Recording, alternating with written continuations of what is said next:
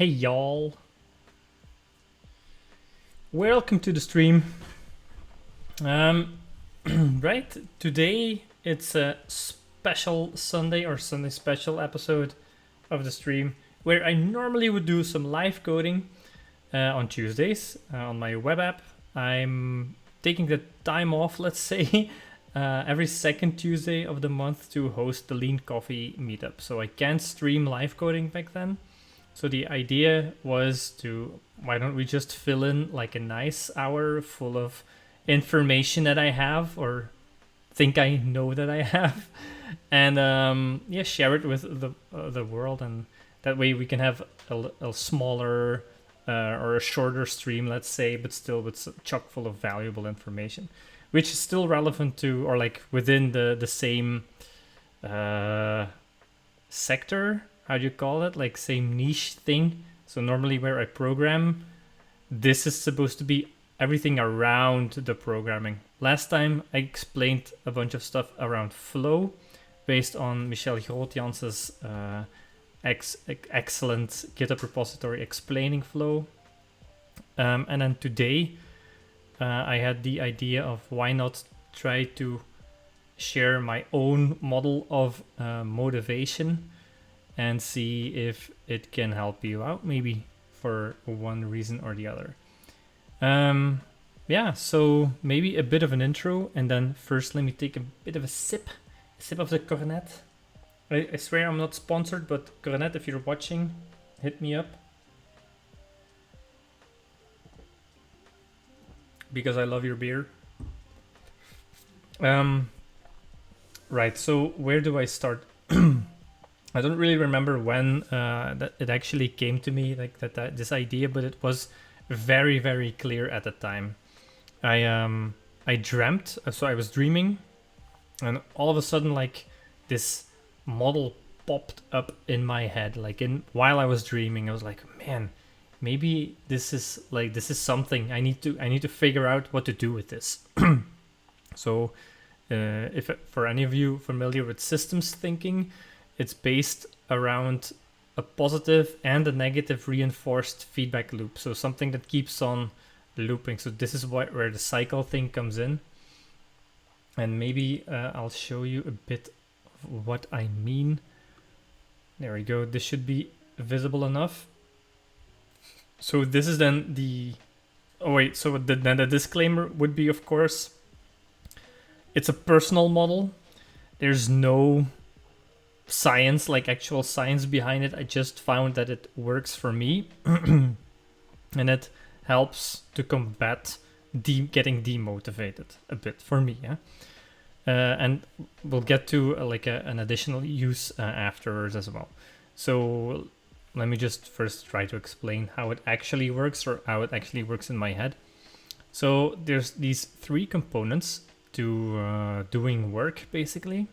One of them is motivation. The other one is performance, aka how well you're doing at your in your job right now, how well you are performing.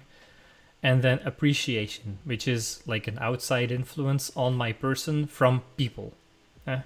That's like a good explanation for that, I think. And believe it or not, but they have some kind of impact on each other. So when people tell me I'm doing a good job, then that motivates me. This is why there's a plus here. And because I feel motivated, I'm going to improve my performance because of it, because I will be happier. It will lead to better work, basically. That's my that's the idea. And because I'm doing a better job at my work, I will be more appreciated for that. And as you can see, when I get more appreciation for that, I will become even more motivated, which will lead to even better performance, etc., etc., etc. So the thing with this loop is that it plateaus, because all of a sudden it won't matter how well you're performing. People just assume that's your like default modus operandi, And it's just because it's Tim. Tim is always great at his job, so yeah, it's like a standard behavior. So they don't feel the need to appreciate me for that, or they won't express it as often as one normally would or something. And then it will just lead to like a stalemate. So there's some point in time where my motivation won't be or won't benefit from being appreciated anymore. But let's take a look at the negative impact of this cycle. So that would be the vicious cycle. The one before was the virtuous cycle. So the vicious cycle would be if someone is telling me, man, this Tim guy, he really grinds my gears. I don't seem to be able to work with this guy. He's talking nonsense most of the time. Like what's up with his cycles of bullshit? I don't care about that.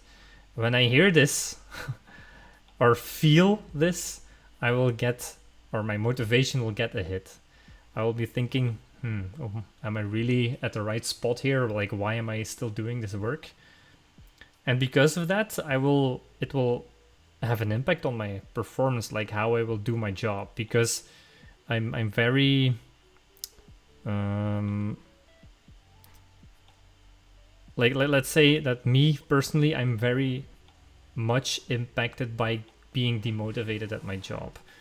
This might be true more true for other people than not. I'm not really sure, but that's why it's a personal model. At least when I feel demotivated or my motivation takes a hit, even not even feeling demotivated, I will be less good at my job, like performing at my job. There will be some slack time, I guess, that pops up. I won't be able to like really go for it. Yeah, that's just what happens. And because of that, people see this and recognize it, and maybe recognize it as me being lazy or something, which they will then talk about some more, either to my face or not, but my motivation will keep on taking hits. I will keep on performing worse, and etc, etc, etc. So without any other influence, this downward spiral will lead to either depression or me getting fired, or I don't know what else actually. That like being fired is in a work situation quite the worst thing that could happen to you, let's say. But it might be a good thing in disguise if you don't want to work there anymore, I guess. But what the thing I'm trying to say is that this downward spiral doesn't really have a plateau or like a bottom, let's say. Maybe it does, but it's not that obvious, at least. And the impact of that is way more harsh than not being your absolute best self at work. I mean, in regards to the virtuous cycle, then I mean. So that's how I use this model. Now, that's if we look pure at these three things. So an immediate feedback I get usually when I'm presenting this model is that, well, I don't care about what people think of me, so this is not something that's going to motivate me. And then I will be like, that's fine, just replace it with anything you want that does motivate you, like maybe, for example, money. And there's nothing wrong with being motivated by money. But for the purpose of the model to work, basically, of the vicious and the virtuous cycles to work, we need to take a good look at if this is still a self-reinforced feedback loop, because that's the most important aspect of this model, I think. So let's say you get some money. This money motivates you to do a better job. Then, because you're doing a better job, people will recognize this. They'll say, oh, Tim is working really nice. Well, he gets an extra raise. So the money thing motivates me again, and then will lead to better performance, etc., etc. I mean, you can easily imagine that it also has some kind of ceiling whether or not that's glass. I'm not there to discuss about that. But then let's say I'm at some kind of money interval, and maybe just my performance takes a dip because, I don't know, I'm sick for 2 weeks or something like that, and I couldn't really show my best self. Then maybe they'll take away some money. I'm not sure that's likely to happen, but let's say that it is. This decrease in money is going to demotivate me because I'm being motivated by money, of course. So in that case, my performance is also going to take a hit because I'm demotivated. And then you'll see that it's the same self-reinforced negative feedback loop. So replacing appreciation with money surely works for some people. But there are other things that might not make this a self-reinforced feedback loop. Now there's one tricky part that I also noticed. There is some point where, because you're motivated, you're having, or you're doing a great job, you feel like you're making an actual difference. This will help your performance, but for example, in the case where you're like a consultancy team and you're co-located with another team of the client themselves, and you're like outperforming that client's team, or you yourself are, then this other team, well, they won't be appreciating you, let me tell you, for the amount of good work that you have. So in fact, your good performance will have a higher negative impact. So where everything here, so from motivation to performance, would be a plus, it would actually be a negative effect on your appreciation, which will then lead to demotivation. So that's, in that case, the circle, or it's no longer self-reinforced, let's say. So that's like a tricky part. So maybe showing that the model isn't really that accurate. Now, how do I use it? So once you take this at face value, like this is a thing for me as well, how can you further use this to make sure that you get rid of the vicious cycle, for example, or be more aware that you're being, or that you're actually more in the vicious cycle than you are in the virtuous one? You could try to kickstart the virtuous cycle. So let's, for example, say I'm not really being appreciated that much. Is going to have an impact on my motivation, which will then lead me to work less well, and then it will lead to me being even less appreciated.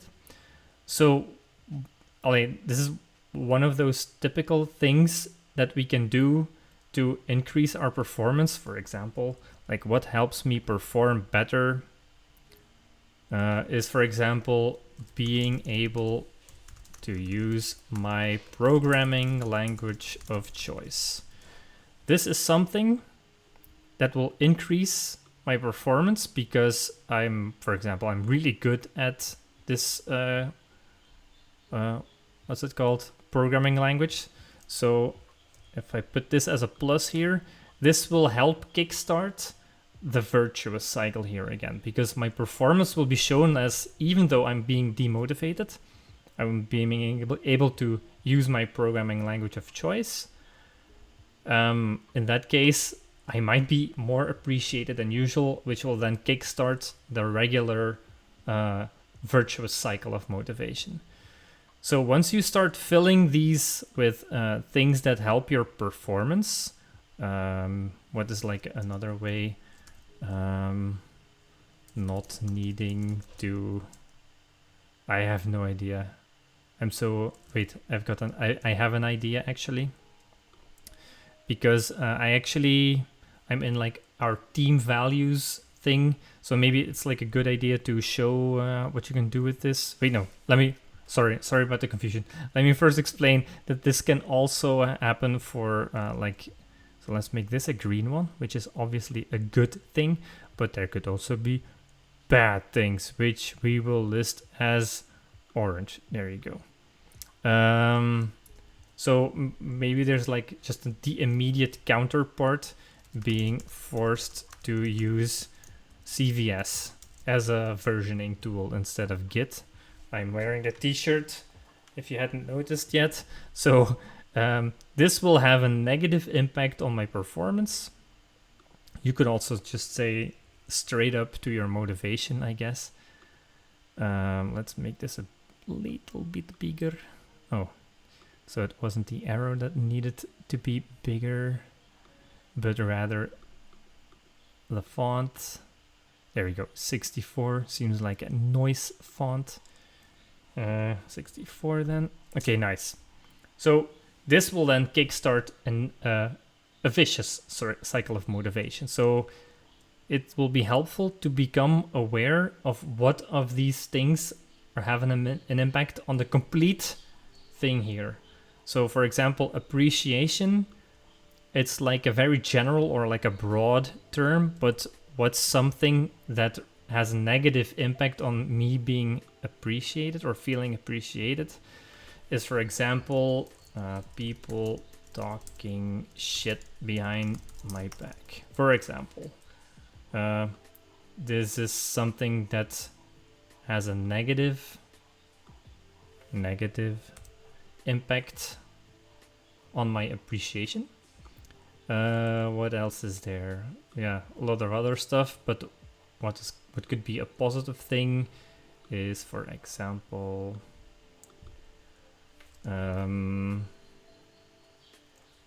just getting the nice emojis when sharing insightful articles on Slack or whatever. This is like something that I feel appreciated by. Let's give that thing a plus. Voila.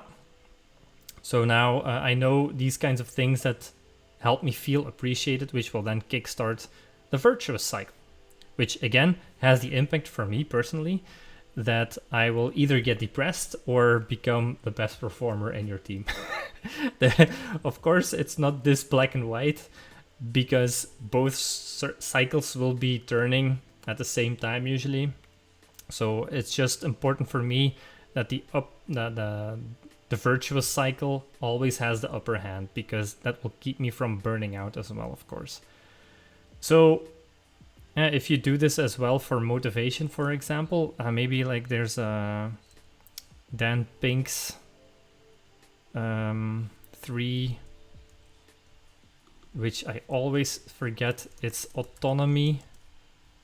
Dang it. And then I always remember it's autonomy and then 2 other things from Dan Pink.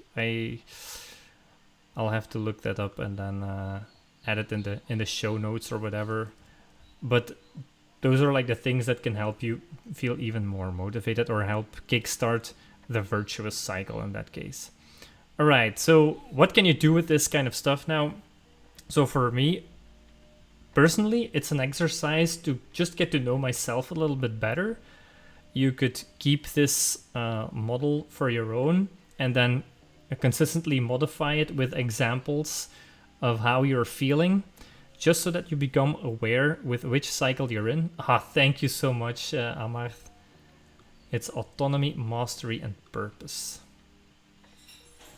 There we go. Autonomy, mastery, H, and purpose. Thank you so much. They will all have a positive influence on motivation. Do you also happen to know the book reference so that I don't botch it completely?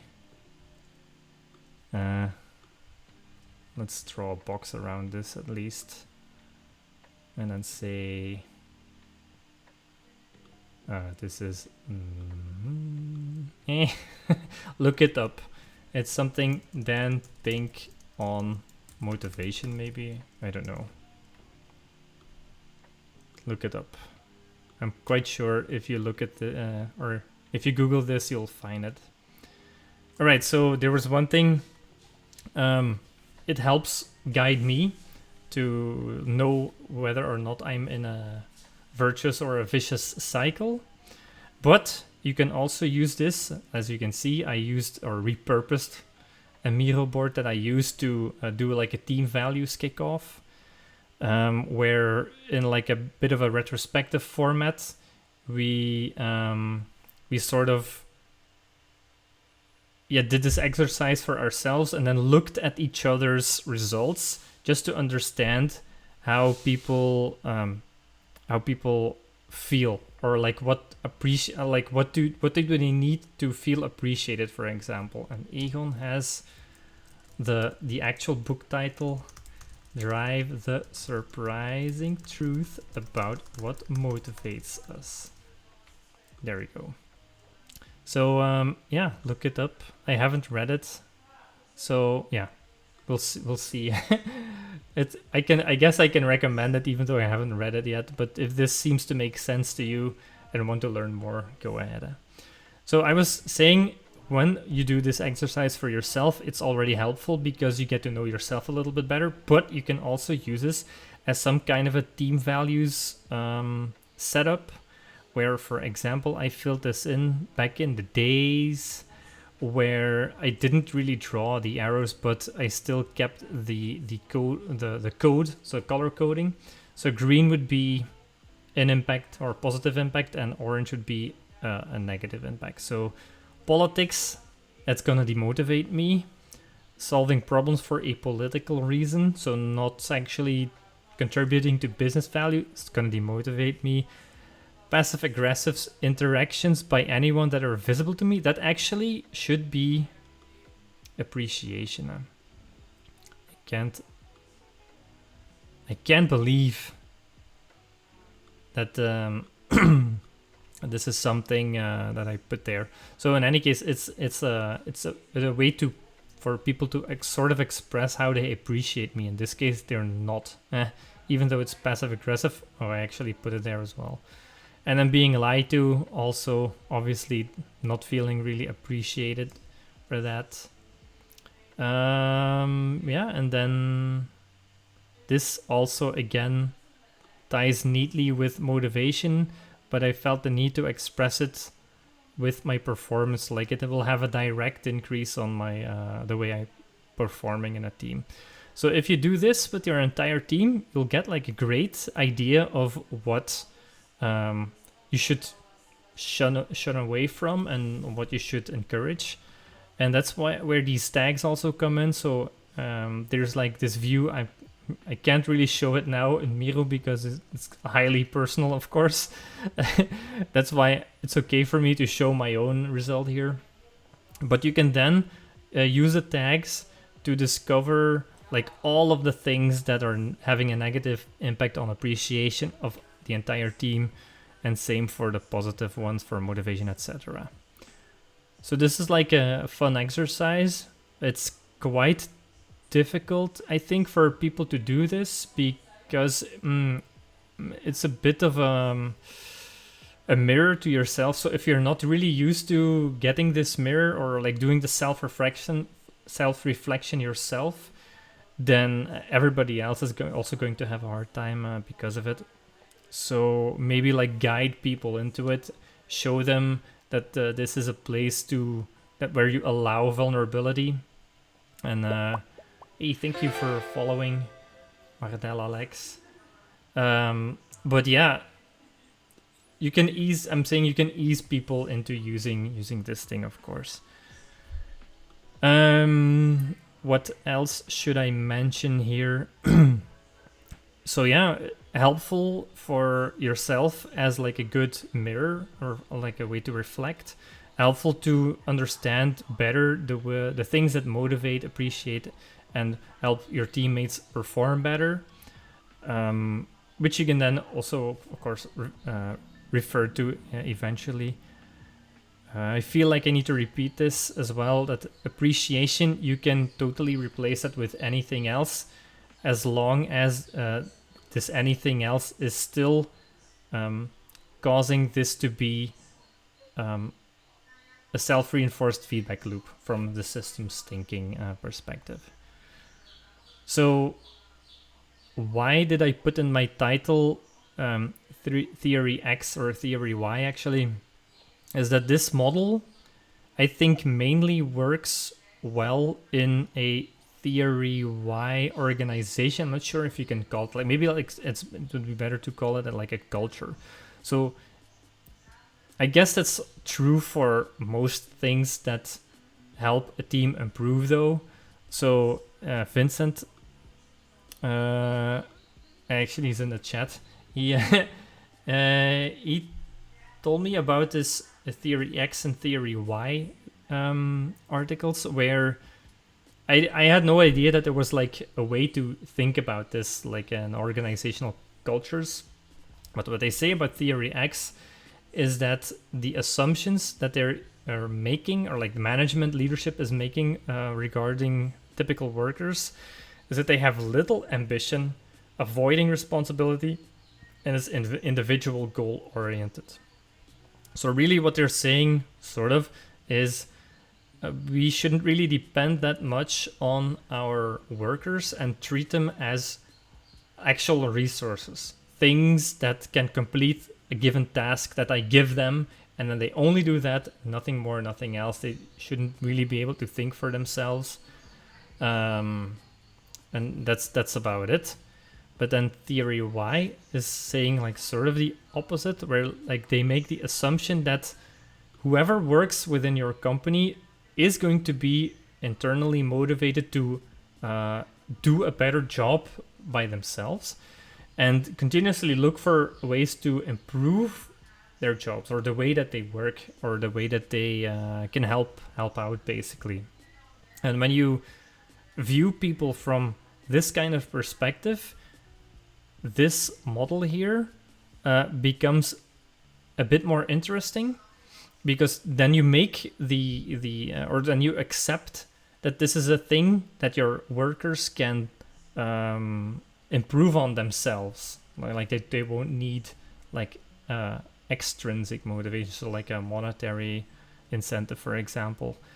But yeah, so it could be that when you do this exercise, and one of the appreciation or the negative impacts on appreciation would be my boss keeps telling me what to do all the time, then it might indicate that you're in like a more theory X culture, and that you need to find a way to sort of deal with that, or like make your own conclusions.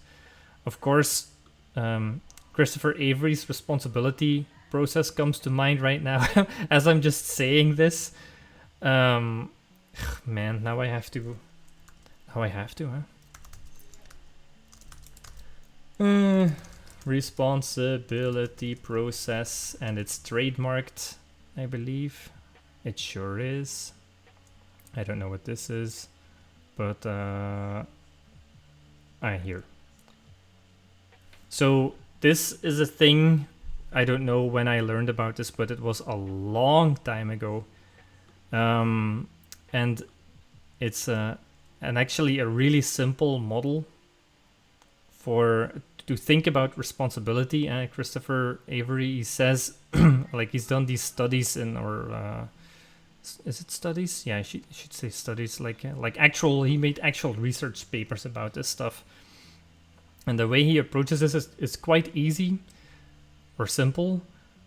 Responsibility, people usually think about it as a trait that you're born with. Either you have that or you're not, or you don't. You have a feeling for motivation or for responsibility, but so either you have it or you're not. That's actually not true, is what Christopher Avery is saying. He's saying like maybe you can watch it as a way of phases that you're in, that you can then identify yourself in, and then ways to get out of that. Because if you're in any of these phases, well, then you're not in the responsibility phase, where you're able to empower yourself basically by the actions that you take. So a quick overview of that is, for example, at first you don't recognize that you're in a problem situation at all. That's denial, not the river in Egypt, but literally saying, I'm ignoring that this problem exists.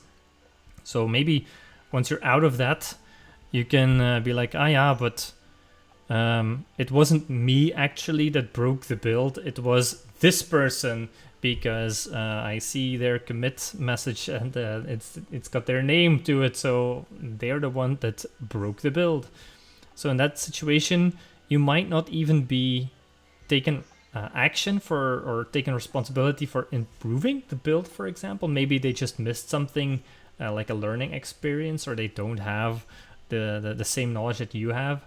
So in that case, it would be better to first figure out how come they made the silly mistake, and then teach them if they're interested. So that would be lay blame.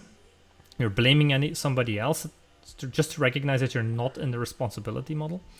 The next one is justify, or coming up with excuses for things being the way that they are. For example, I had to be on time at a meeting, but I took the train, and trains in Belgium are known for being tardy, like never on time, and there was a strike going on again. So you're sort of laying blame to situations out of your control, basically. That's what justify means. But if you know that the train is notoriously bad at timing or being on time, maybe you should have taken an earlier train, for example, or checked up front if there were going to be strikes or whatever. So that's when you know you're no longer in justify. And then the next two, obligation and shame, they're both like in a lighter color, because here we're basically blaming something else outside of our influence. So we're not taking the blame ourselves. But so shame would be actually laying blame onto oneself. Like, for example, oh yeah, I did indeed miss the train, and I should have done that, and I should have done. But it's still not a helpful, responsible feeling. There's no way out when you do that. It's sort of like you're giving yourself the excuse, okay, I accept that it was my mistake, and then you stop doing something about it for the next time. Then you're just in shame. And this can be like a very tough one to face, because when you're in these motivational cycle and you're in a vicious loop, then it can turn, like, you can keep on cycling downwards, like in the downward spiral, and we don't want that. So recognizing that you're in shame, first accept it. It's fine, it's okay, take the okay pill, but then do something about it when you feel that you have got the energy for it. Then maybe like try to involve other people to help you with that. That's also fine. And then there's the next one's obligation. I'm skipping quit for just now. But then obligation is really, even though that you know it's going to hurt you in the end, you still just carry on, let's say, and you're not really ignoring the problem. I mean, in a sense you are, but you still know that it's a problem, but you decide, well, I'm being forced to do this. I could change it, but I only accept that this situation is unavoidable. And then you're in obligation, basically. So for example, like the typical example is your boss is saying that you have to follow a course to for security. That was like the last thing that I had to, or that I recognized that I'm not good at. So doing a course in that will be good. But let's say, for example, that you've got an adverse reaction of your boss telling you that you should take this course, then you might be in the obligation part, where you recognize, this is a problem, and now I'm only doing this course because my boss is telling me to. It should be out of your own volition, that kind of stuff. So then you're in obligation and not in responsibility. So one of the things there could be to just recognize, I do need that course because I don't know anything about security at all, so let's just do that. Or it could be to tell your boss, hey, I found this other course which is more important, or more interesting to me at least, so let me do that one instead. And then maybe they will be thankful for you to actually tell them what you actually need. instead of them having to come up with what they think that you need. And then there's quit. This is like the most hurtful situation to be in, I think. I don't like that it's in gray, but it's sort of outside of the scope of you yourself being able to do something about it, really. And where denial, you actively say, this is not a problem for me, so whatever. And quit is where you recognize the actual problem. You've maybe even tried to do things about it, but it's really like way outside of your circle of influence. So at that point, you can just say, either I recognize the problem, but I don't want to spend time on it anymore and I just accept it. Then you're in like a healthy quit phase. But you could also be in an unhealthy quit phase, I think, where you're saying, well, this is a situation I'm in, and I'm going to actively choose to ignore it. And the problem with that is that it will keep on recurring. It will keep on coming back and coming back and coming back. And every time you have to make the conscious decision of going back to quit. So if you're used to this model for some time, you're going to want to reason, I am in this situation. I'm going to try to do something about it. But I did that before. Nothing's changed. So I need to go back into quit mode again. At least you're making a conscious decision at that point. So, it's still a horrible situation to be in, and I highly recommend to really try to get out of it, even if that means making tough decisions. But you will know when to do that or when to make that choice. And then these I'm just gonna skip because I can't really explain that properly. But yeah, so if you use this model and you recognize these negative things, then you can use the responsibility to do something about this, for example, yourself. Like this could be teach the team about using Git. How does Git work instead? Not even forcing them to use Git all of a sudden. So this t-shirt that just do Git t-shirt isn't really gonna be helpful for that. But you could spend some time of your personal time to teach or inform your team about how to use Git, for example. And then you can make this thing disappear, or maybe even turn it into a green run, like saying using Git instead of CVS, and then it'll turn into a green one, and then we'll just remove these lines because we never actually use them. There you go. Hey, nice, huh? So I think that's all I had to say. There was one thing though. I tried making this model into a Miro template so everyone can use it, but I think I tried it before, but I don't think it's going to work properly. So if you would be so kind and go to Miro and check if it's existing as a template. I think it's called Vicious and Virtuous Cycles of Motivation or something. Then let me know. So Vicious and Virtuous Cycles of Motivation. There you go. So that might be available as a Miro template, which you can then use to set up your own team values meeting, or have like an identity chart for your entire team, for example. Anything can help in that department, I think. That's really everything I had to say about that. So, yeah. Let me know if there are any questions. And in the meanwhile, I shall take a sip of my beer.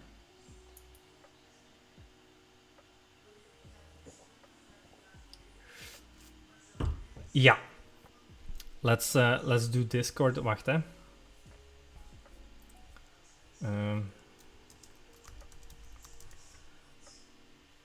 It's exciting. I've never actually done this this interrupting thing, or an interactive thing.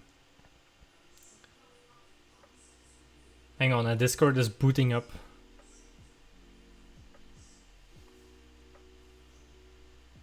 So this is what streamers use their own Discord server for.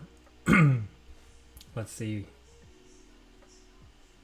Are you on here somewhere?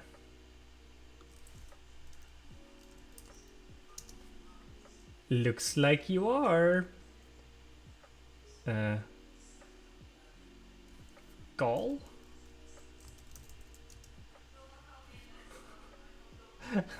How the hell do here you go. Start voice call. What's up? Hello, hello. Do you hear me? This is work. I can hear you, but I'm gonna assume that the people on the internets are gonna have a hard time hearing you. Let me boost my desktop audio a bit. Try to give it another go. Hello. Yeah, okay. Can the people on the internet hear me now? The levels look good. Alright, cool. What's up? Great, great. I just coincidentally caught your talk, which is super cool. Thank you. I have so a question from the viewer. A few more questions actually. When you were explaining the whole model thing with the and you replaced, for example, you said, well, you can replace appreciation with money, right? Yes. I get that this can work, but don't you think that it's changed the model in a very different way, in that it's in that money is a very slow feedback loop? Yes, when I agree with that completely. So Cool. it's funny because I had it in my head and I was like, okay, I need to remember to make sure that that's like a long impact kind of situation, but I forgot to mention it, of course. So thank you so much for bringing it up. Yes, so I agree with that completely. Like it's not something that the model shows right now very well. Like maybe if we were to pull money away a bit. Wait, let me just do that. In fact, let's go back to the live coding scene, and then we can just do just that. So what you're saying is it would be money H, but then money is going to be much further removed from motivation and performance. So to indicate that it takes a longer time to travel for money to have a positive and negative impact on your motivation, or maybe the other way around. Like, yeah, yeah, That would be it's one way to show it. yeah, it's a good, very good. Yeah, it got me thinking about, well, I guess that the feedback loop is very short with appreciation, and might even be so short that sometimes these things are very hard to tell apart. Mhm. As you said a few times, like I have this example that was on the wrong spot, and of course, like you're thinking about how your performance will be impacted, will already start maybe touching your motivation. So these things are very interwoven, I guess. Yes. And it feels different with money. Yeah. So that's why I was interested in this. Yeah, for sure. Like I forget what the other example was that people were using here instead of money, but Does it feel different with money? Because it could also be the thing of, well, if I feel my performance dropping, I'm anticipating I will get less money. Maybe not right now, but I will. Maybe it's more so not for people who are on yeah, payroll, but people who are independents. yeah, Um, maybe. might feel way more about this and have way closer feedback loop with this. Yeah. That's why I tend to stick to appreciation. It's a bit more simple It's, for me at least, but like it's just adhering to the more, or like the most critical argument that people that I introduce this model to, they usually say like, but I don't feel this being more motivated from being appreciated. But maybe they do yeah, feel it the other way around though, like getting demotivated because people are talking shit behind their back, for example.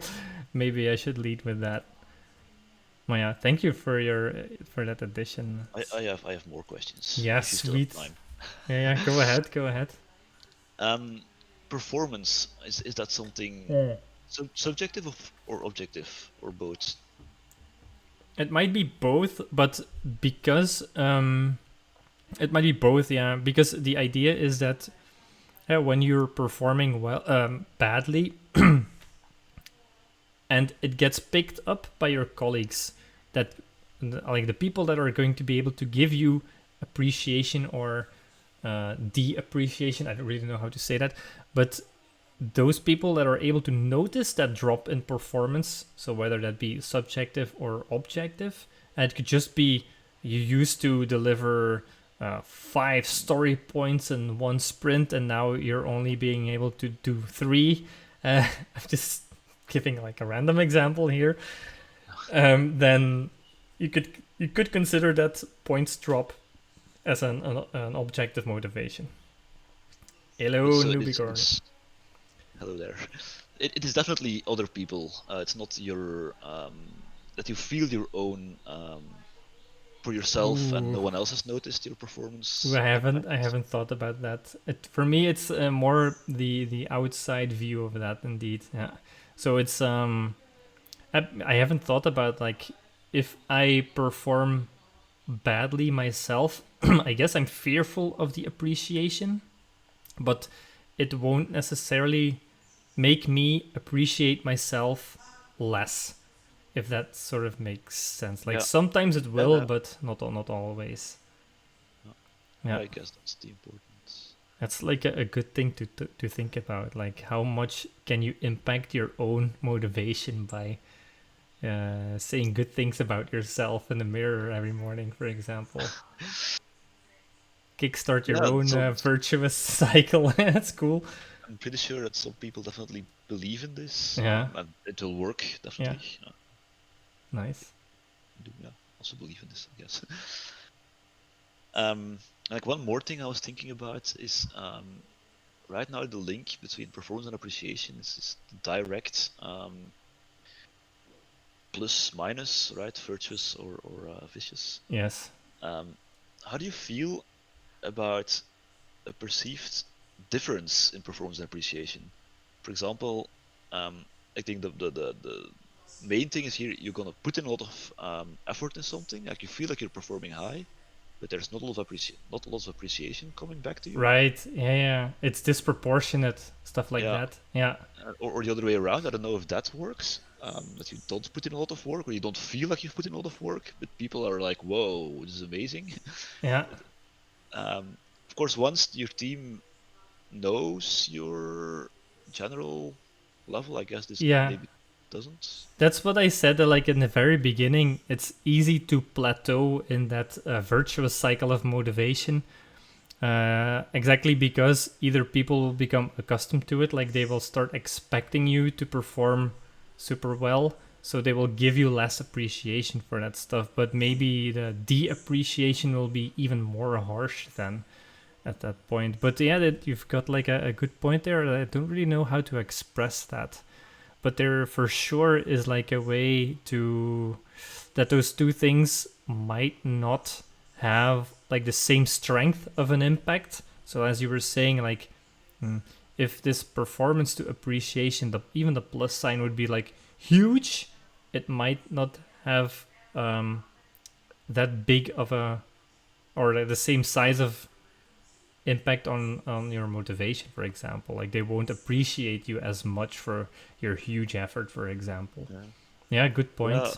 or I've noticed this, for example, where people are appreciating me for things that I feel are not the things that I put a lot of effort in, so I prefer to be appreciated for things that, like, the typical example is keeping the clone base clean is Ah, something that yeah. people will not appreciate. I mean, they will appreciate, but they will never notice. Mm-hmm. Never is a strong word. Um, but organize, like gathering your colleagues around Advent of Codes, which is just start a Slack channel. Like people are huge about this. Um, Yeah, it's so interesting, and it messes with my motivation because like the link is not as easy as I understand. I, right.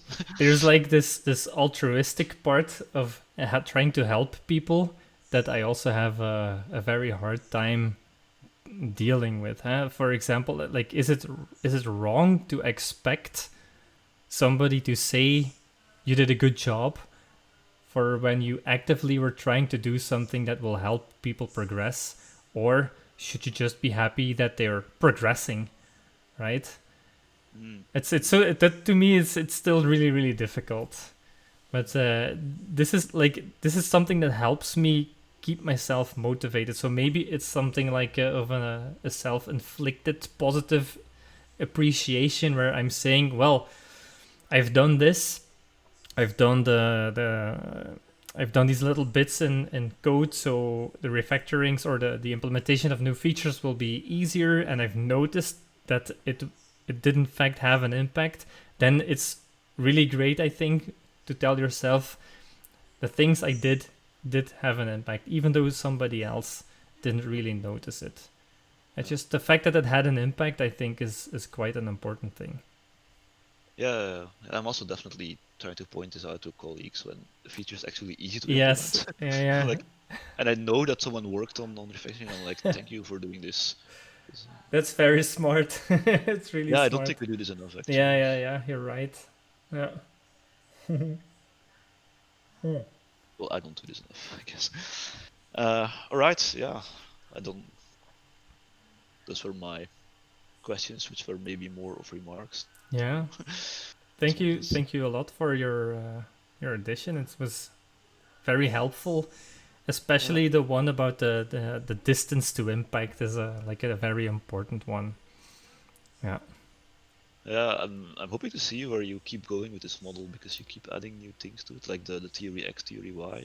Yeah, it's Registry makes sense. it makes sense, but it helps to use it. I think it's just that Uh, it just helps to use it. And then there was, yeah, maybe I should actually share the blog article as well that I've written this. Like when was it? I can't even remember. It's the most recent blog post, but it's from 2019 in March. So it was a very long time ago. I've used this. before times. Yeah, the land before times. Yeah, indeed. Allee, but in the end, it really it was helpful for me personally. So it might be helpful for anybody else. And like I said, I did the team values thing with it. People were generally enthusiastic about that, even if it was just to like get a moment to self-reflect, to do some introspection there, and yeah, share it with the team. Yeah, voila. But what I was gonna say is that in that article or in the blog, there's somebody, Jo van Toornout's brother. I'm blanking on his name, but he suggested to look up some actual research on motivation and like how that ties into that. And I'm sure Bruno can really talk a bit more about that. And I just have to address the newbiecorn because they're asking if I'm good. I am definitely good. This is just how do you say, like a personal model that I wanted to share with everybody because it can be a helpful thing to think about. Yeah, when you're demotivated, and some things that can help you become motivated again. Uh, yeah. So thank you for your concern, newbiecorn. I really appreciate it. That should be something that is a green thing on my motivators, like people generally being concerned with my well-being. This is something, yeah, that helps me be more motivated. In fact, because I will know that I'm working with the right people. That's a thing. All right. Cool. Thank you for your addition again, Amarth. All right, I will leave you to your stream. Yes. Thank you for listening to me. Yeah, no, you're welcome, and thank you again. I think yeah, it was a nice thing to do for sure. All right, see you All soon. right, you Hopefully. You. see ya. Newbiecorn has news though. Tell us the news, Newbiecorn.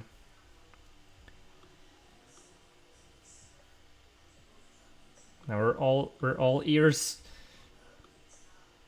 I did share the link, so that's good. This will become also like a YouTube video somewhere. You have officially spent 2.5 hours on an app because you were bored. Hey, nice. What? You finished 2 Discord bots? Damn, quite jealous. Very nicely done, Nubicorn. Very nice. Did you read about the news about Kotlin 1.5 coming out? Or it's actually out? Great features in there. But that's like a thing for I will demo in the next time. I'll just start using new features, and I'm really excited to finally use value classes or inline value classes. Such a hassle to use. Oh, that's okay. All right, I'm gonna try and keep it to that 1 hour sweet spot time for these short videos for the Sunday specials. So to have a little bit of a reminder, next Tuesday I'm not doing live coding because I will be hosting the Lean Coffee instead. So Lean Coffee is a meetup that I'm hosting. It's gonna be an online one again, sadly, because the rules don't really allow more than 4 people at a single table. I was thinking that we could actually do 2 groups or maybe more groups with 4 in every group, but then I feel like we would still be cheating a little bit, and I don't think it's that safe yet, especially after the what do you call it, the samenscholingen in the weekend. It's bonkers. Oh my. But yeah, so no stream this Tuesday, but regular broadcast will recommence after, so not the next Tuesday, but the one after that. The beer is an actual cornet. There you go, cornet. I think it's a triple. I don't really know. It's yummy. It's oaked. That's the one part that I really love it. So if you haven't tried it yet, please do. Well, in a wine glass, but it's an actual cornet glass. Is it really wine then? All right. Thank you so much for coming to hang out, listening to me, to my ramblings, and thank you for your contributions, Amarth. I really appreciate it. And then I hope to see you on this Tuesday. That's for Amarth, but then the rest of you, I will share my Discord link, I guess. It's still unofficial and completely unmaintained, but where? Let me check. Here we go. So I do a copy or what? Invite people. This will be available for 30 minutes or something. I don't know. Copy. All right, you've got 30 minutes to register. Challenge me Brawl Stars live. German beer is the Nest. I agree. Whatever Nest is. The link is forever. Why would I do that? I don't want to expose a stream or a Discord server that isn't being maintained at all. I will try to make it better. And then put like an actual link in eventually there. So cheers everybody, have a nice rest of your Sunday, and see you in a couple of weeks. Bye. Peace.